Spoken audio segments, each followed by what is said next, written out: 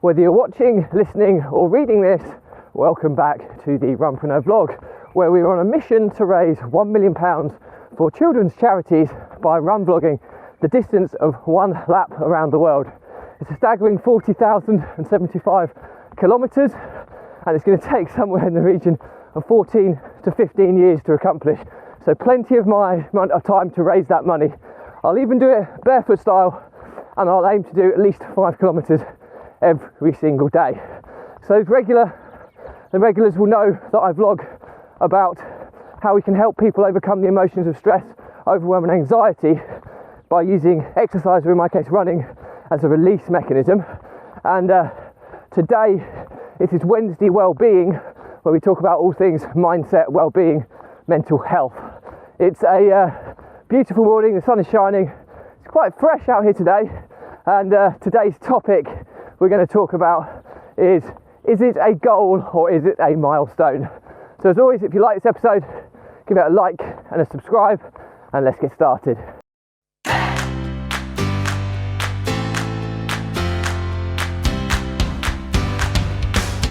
So, is it a goal or is it a milestone? Okay, so I don't use goals, I don't use objectives, I don't use targets, I use milestones. Okay, so what are the difference between all of them? Well, this is my interpretation. Generally speaking, an objective, a goal, a target is pretty final. You have a target to get there. It's like a destination at the end of a journey. And I always use the analogy of when you train for a marathon. Okay, so the marathon is the goal, to run the marathon. You have to put maybe 12 to 16 weeks worth of solid training, hours and hours of training to get your body up to a level that you can perform at marathon level.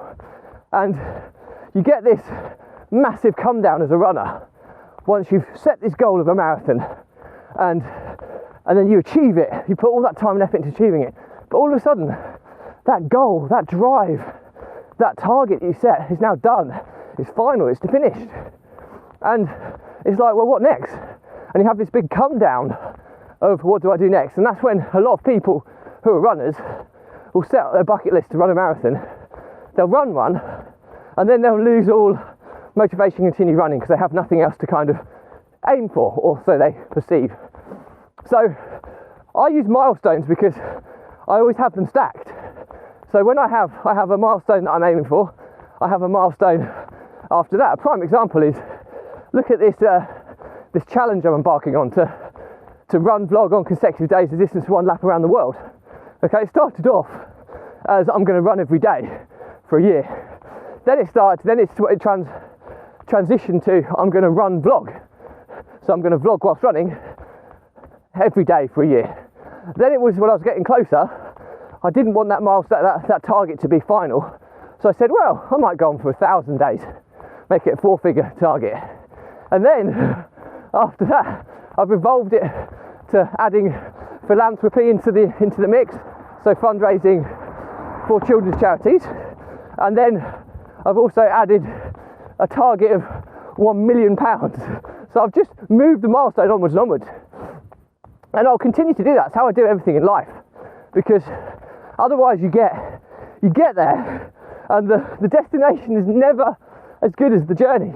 And you don't realise it until you reach and pass the destination. That's why enjoy the journey. And there's a famous phrase, I can't remember who said it, I've vlogged about it before, but these are the good old days. So what that means is the journey is the enjoyable part, not the destination. Because when you get to the destination, you go, like if you've achieved that marathon, you look back and you go, oh, remember I was doing the training, it was hard, but it was so good, it was so enjoyable, it was so challenging. I met some great people doing the same thing. You know, those were the good old days. No. These are the good old days, because you should always be on a journey.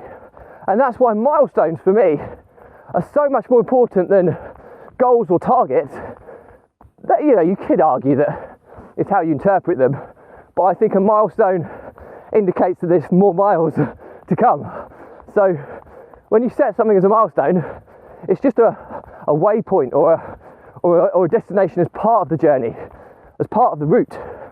And I use this analogy as well, that I was speaking to one of my good friends just yesterday, actually, and he's going through some tough times in business. I'm not going to mention his name, but he's going through some tough times in business.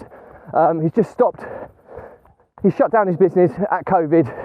It kind of wiped him out, and he's now looking at re-establishing himself. And I had a chat with him 4 weeks ago, maybe 5 weeks ago, and we started putting things into place for him to move forwards. And I speak to him again. I just reached out to him to see how he was.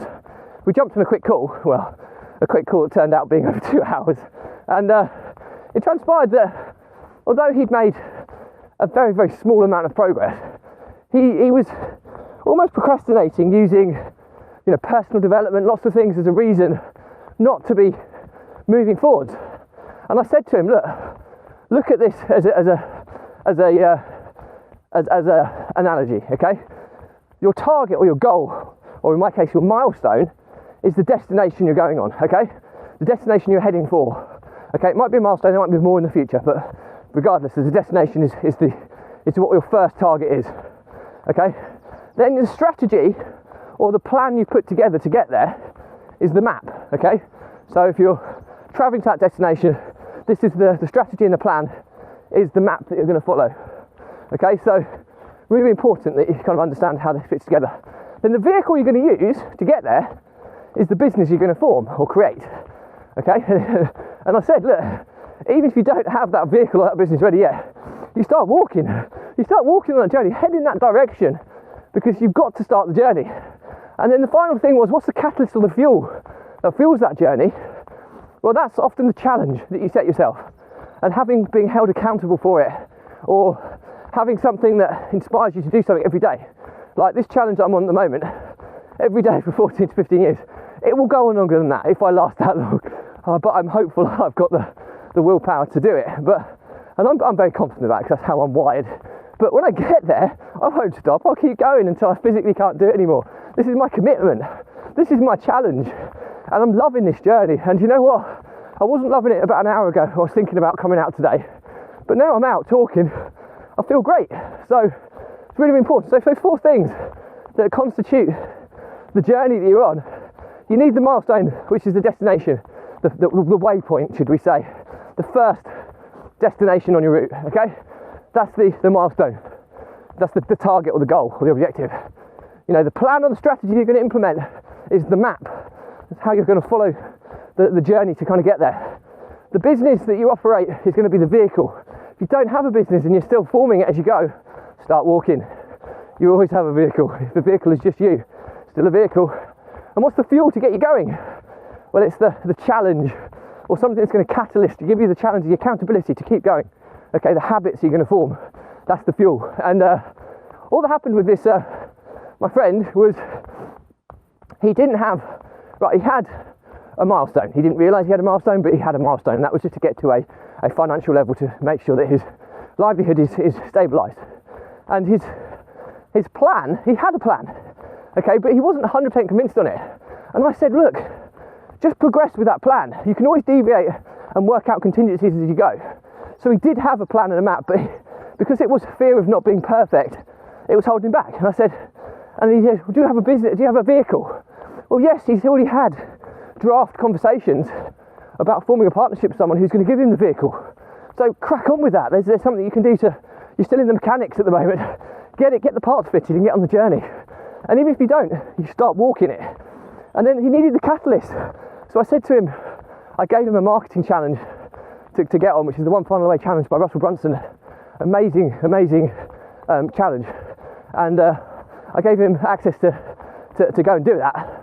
And the beauty of it is when you do that, it's almost taking you on the forming of a business, forming of an opportunity. It takes you on a journey and it holds you accountable. And I set him an accountability challenge of doing a live every day and tagging me in, just telling me how he's getting on with it, because that's creating content, which is part of his plan, and the accountability is him tagging me in so I can check that he's doing it. Okay, and we agreed on that. But I told him that it's all about the journey. It's not about the destination. Enjoy this. This is fun. You should feel free. You should feel invigorated. Okay, yes, you are stressed and massively under pressure because your income has been wiped out over the past few months, but you're in a position where you can have another go. So, and some people aren't, so you have to put contingencies. You might have to go back to work before you can build up a reserve to have another go, but he's fortunate enough to be able to have another go. But time is ticking, so I'm sure that really helped him. But the point of the matter is enjoy this journey. It's invigorating, and you don't know what's going to happen each day, and sometimes it's up, sometimes it's downs, but my word, is it a journey, and enjoy it. So that's my take on is it a goal, a target, objective, or is it a milestone? For me, it's always a milestone, because a milestone is just a waypoint or just a singular destination on an ongoing, everlasting journey. And there's constantly destinations I'm going to be, which are in the form of milestones I'm going to be hitting and continuing to go past them. And that way I'm always inspired, I'm always challenged to do so. Yeah, I'll take breaks and holidays, of course you do. It's not like you're going full throttle, but with my running challenge, it's half an hour, 40 minutes a day. So I'll always continue doing that, providing I'm fit and able to do so. But it's, yeah, it was just something that came to me today. It's just a mindset shift.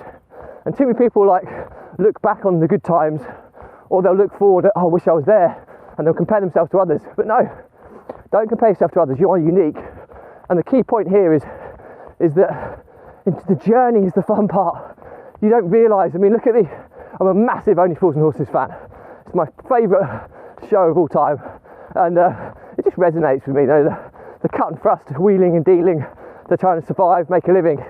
And the ending, well, the first ending before they did these additional add-ons, but the ending was when they made it. They got their £1 million, and they were millionaires, and you know, hundreds of millions I think they got, or certainly multi-millionaires. And then they found themselves back in the flat taking a call, and Dale was trying to do another deal, and Rodney had to remind him that we don't need to do that anymore, we've got the money. And he just missed that journey, that cut and thrust of it, and he was always looking for having all that money and all that freedom. He was bored and now wanted to get back into something, and then obviously invested it and lost it all, but lo and behold, the message is so true. It's all about the journey, and these are the good old days. So hopefully this is useful, and hopefully this turns your head a little bit, makes you think a little bit differently. As always, if you've got any questions on this stuff, drop me a comment, I'll respond to every one. If it's a bigger question, I'll do a separate vlog episode and I will tag you in.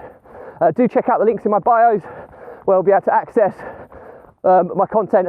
You can watch, listen or read it via my blog, my podcast or my YouTube channel, and follow me on the social channels as well, because I do unique content for each platform. So hope you find that useful. It's all ordered by playlist and topics, so you should be able to find stuff nice and easily. And most importantly, you can keep up to date with how the challenge to raise £1 million is doing. Okay, so it's a long way to go. I'm 6% of the way there. But to put in perspective, to go up to 1%, it, depending on how far I run, it's anything between 40 and 80 runs just to go up 1%. So it just puts in perspective how big this challenge is. It's probably about 60 because, well, no, it's probably close to 40 because I'm upping my mileage a little bit. I'm generally doing at least 7k a day now, where I upped it from 5, and I still do my longer runs at the weekend. So yeah, it's maybe 40 runs for 1%, but it's still a lot of mileage to go up 1%. Just shows you how far this journey is. So that's it. All I have to say is those regulars will know that my content is always geared around helping people overcome the emotions of stress, overwhelm and anxiety by using exercise, or in my case, run vlogging, as a release mechanism to relieve and clear your head of those daily, weekly pressures in the form of stress. Process them, clear them from your head, gain clarity of where you are, refocus and move on. If you don't have that mechanism or that process in your life, all these stresses that we all experience, they build up and build up and build up, like pressure builds up in a pipe. And if not dealt with, the stresses will ultimately evolve into overwhelm. We've got too much going on. It's almost like you then have a seizure, or you procrastinate because there's too much going on. You don't know how to deal with it all. And then very, very quickly, when you get to overwhelm, if you don't address it at that stage, it slips into kind of anxiety, which is where you start panicking about your situation, and you're starting to drift into the world of mental health issues, which is clearly something we want to avoid. Now, I've been there, and I have lost multiple businesses because of this. I've lost multiple business partners because of this, and I've almost been bankrupt.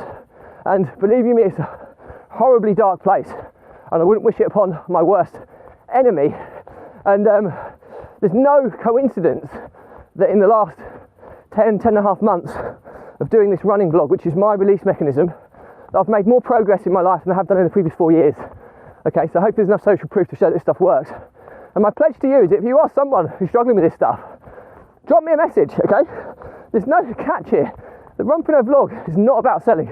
There's no sale involved here.